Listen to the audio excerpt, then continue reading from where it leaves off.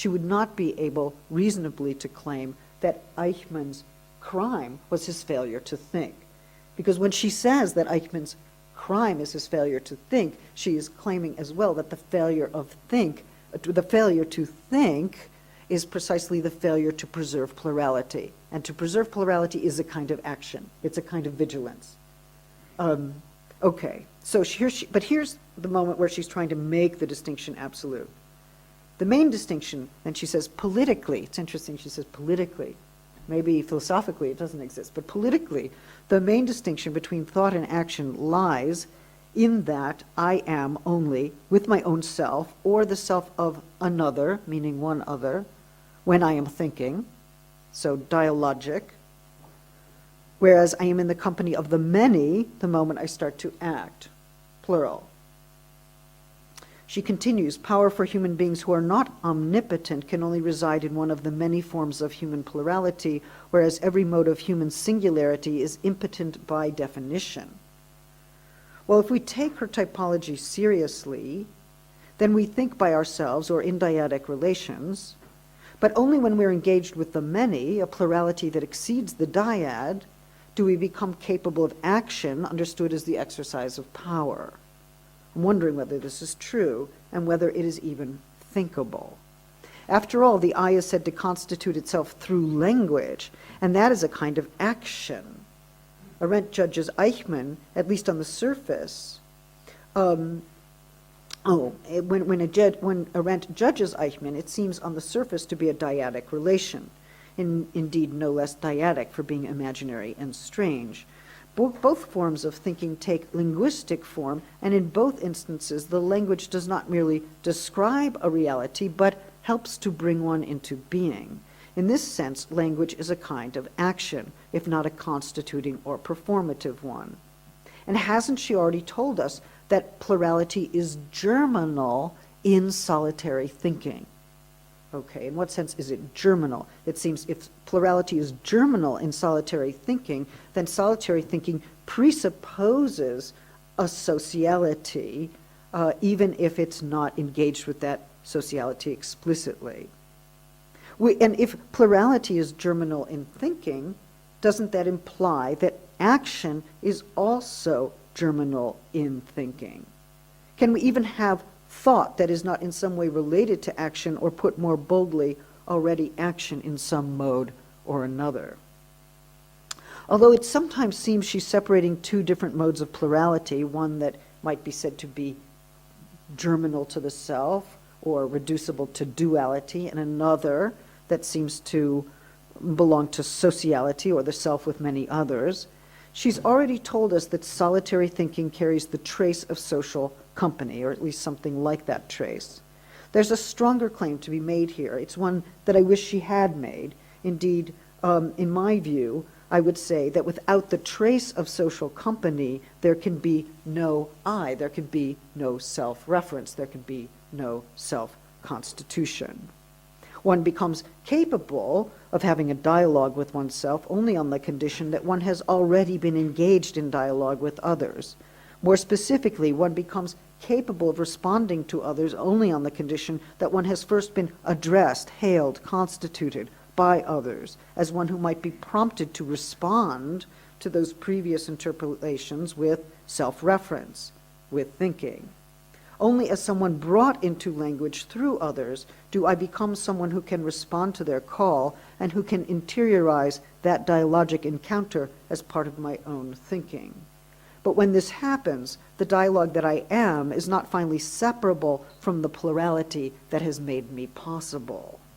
And it's in that sense that the trace of social company is a precondition for self-reference. Although the dialogue that I am is not fully reducible to that plurality, there is a necessary overlap, perhaps a chiasm between the two spheres. Is there not a social formation of thinking in Arendt's sense, even if the normative form that thinking takes is radically solitary? And is solitariness not also, in some sense, always a social relation? Okay. What time is it anyway? That's terrible. Okay, so I'm going to try to cut. So I'm left with several questions. One of them is a basic one. When Arendt sentences Eichmann to death, is she entitled to break up with him in that way? Is she right to circumscribe that human plurality that deserves to live and to say who it is who deserves to die? Is it the case that because he sought to deny and destroy the plurality of the human through his genocidal policies, that he has disqualified himself from continuing to live in that plurality? Would Arendt have the law sentence him to death, and would she affirm this use of legal violence in order to remove Eichmann from the plurality of the human? Of course, what's somewhat frightening here is also what is somewhat comic. She judges him without legal entitlement to judge, with no reference to law. But if there is no legal basis for sentencing him to death, does that mean that the death sentence becomes available for anyone who wishes to assert it? If everyone must judge, then how do we distinguish those institutions that provide conditions for legitimate judgment from those forms of criticism or critique that contest those forms of institutionalized judgment? Arendt's voice confuses the two, or at least imparts this confusion to me. It may be that she's trying through this rhetorical voice to articulate a new norm for jurisprudence.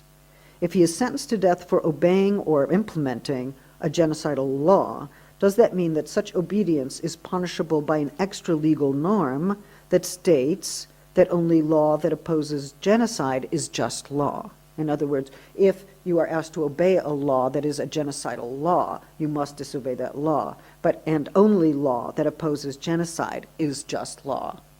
Or at least it must, as a minimal condition, oppose genocide in order to qualify as just law. Presumably it has to do some other things as well. So that's what she's doing.